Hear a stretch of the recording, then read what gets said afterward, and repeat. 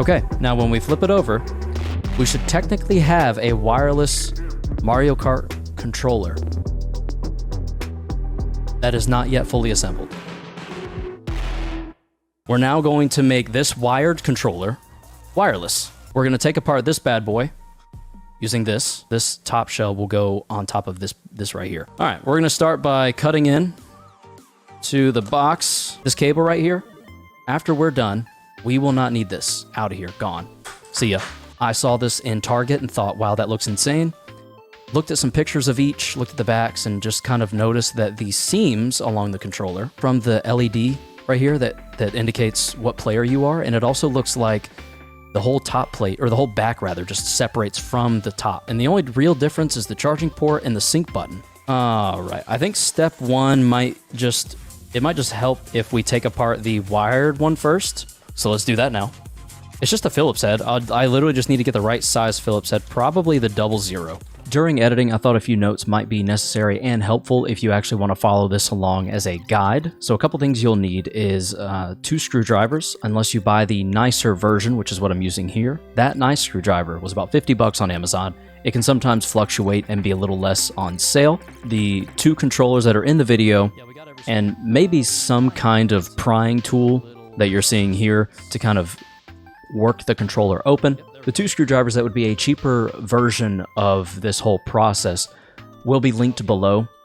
They're just a size PH00 Phillips head and a size W1.5 Phillips head, which I was only able to find in this, fancy Xiaomi screwdriver kit. I don't know what the standard version of that is. I can't find it anywhere. It seems to be just commonly used for purposes like this. Very tiny screws. The other 2 things you'll obviously need are the PowerA controllers. One of the controllers being the initial PowerA Nano Wireless, which costs $59.99 before tax. Not including tax, just depends on your state. And the Mario Kart wired edition of the PowerA Nano, that is $27.99. It is exclusive to Target. I believe the larger version of it is as well. And you could theoretically do this with their standard wireless larger enhanced controller and the wired Mario Kart. There's another one that's silver. This video focuses on this one. I wanted a nice travel-friendly smaller wireless controller. The total cost of doing this comes down to $98 if you do the basic screwdrivers. If you go with the nicer screwdriver that would serve more purposes than just this, you would be looking at $138 outright. Which sounds like a lot, but again, if you have some of this stuff at home already, it can be a little bit cheaper because you'll just be piecing it together. That's kind of how I did it. And at the end, we'll do some testing, see how it goes.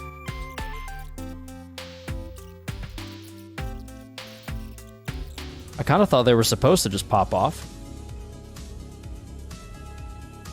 The good news is, if we break this controller, it was like 15 bucks, so it's not... that makes me uncomfortable. We're just gonna try. All right, you see it. Oh, I'm breaking it. I can... Oh. That's progress. Okay, we just made serious strides. Here we go. We're gonna go for it. I don't know. We're doing it. Oh god, all the buttons just went everywhere. Oh, it's all labeled on the plastic. Look at this. Right here, there's a little plus. Beside it's a little minus. And then in each button press, there's like a... You can see the Y. There's a B. I'm trying not to get in the way. There's a B like right there. Dang, that's actually really nifty. Okay.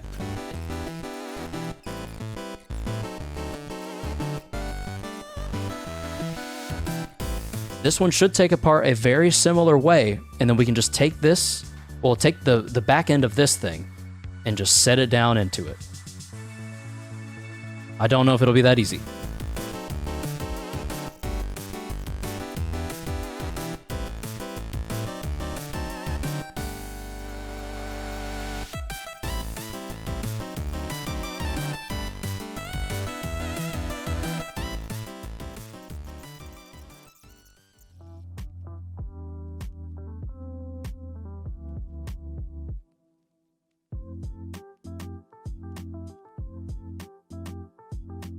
All right, it's another screw out. Now I'm pretty sure this whole, oh yeah, it's like coming apart with ease. Okay, I'm gonna try to pull this off without breaking the... Oh, there we go. This shape is kind of like not a circle. And this shape in here is also not a circle.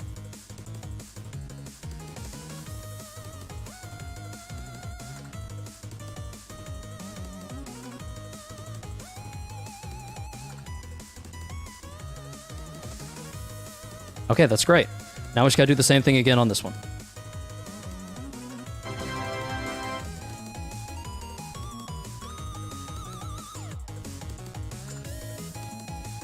They click in great. They feel good. They look good. They're nice and yellow. And it's still lighting up. Oh my God. We've got a working controller still, which is kind of surprising. I mean, it's not surprising. I know what I'm doing.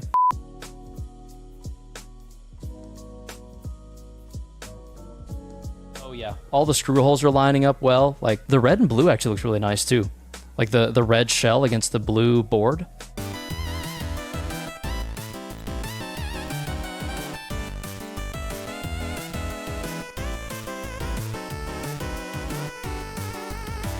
Okay, now when we flip it over, we should technically have a wireless Mario Kart controller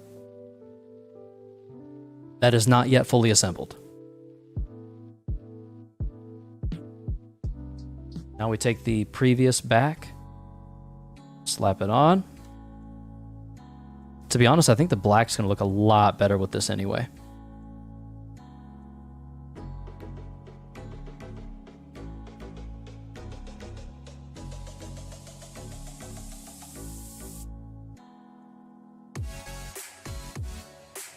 Okay, now we just got to put a bunch of screws back in real quick.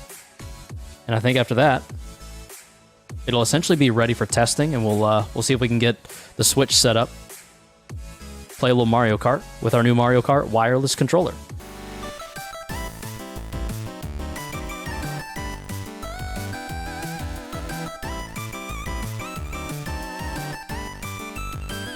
Before, this was the wireless, and this is the wired.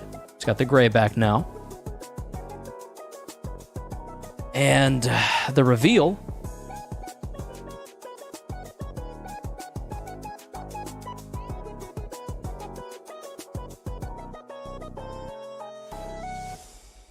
The buttons all work and feel great. It looks really good catching that orange light on it. Hold on, let me see if I can get that on camera. Ooh, yeah, you see that? Same thing on the back with the black catching the oranges. Yeah, that's looking good. So my thoughts on the controller, I struggled a bit with the start and minus or plus and minus buttons. If you saw at the beginning of this clip, when trying to check the stats of the cart I had chosen, like the cart, the wheels, and the glider. And then the home button also seems to sometimes not want to work immediately after. And this could be me overanalyzing, since this is a controller that I put together. Maybe I'm just looking for errors and issues, but I can also try to grab and charge real quick a standard Pro controller, just for comparison's sake. Way snappier, a lot more instant. The only thing preventing me from pausing is basically the game's animations. They're approved by Nintendo to make these controllers, but it could just be the case that it's just not as responsive. I would be curious to see if another Power A Nano wireless that hasn't had this done to it would function the same way. I feel like it might. I could be wrong. Home button may not be responsive, plus and minus may not be super responsive. The share button is fine. It seems to work fine. Again, that may just be a Power A thing and not a how I put it together thing. Every other button works fine though, so it's a perfectly usable controller, and now it just looks great while doing it. If you are subscribed, thank you. If you liked the video, thank you as well. If you dislike the video, feel free to do so, but if you do, and as always, be sure to enjoy yourselves. Until the next video or live stream, stay frosty and stay humble.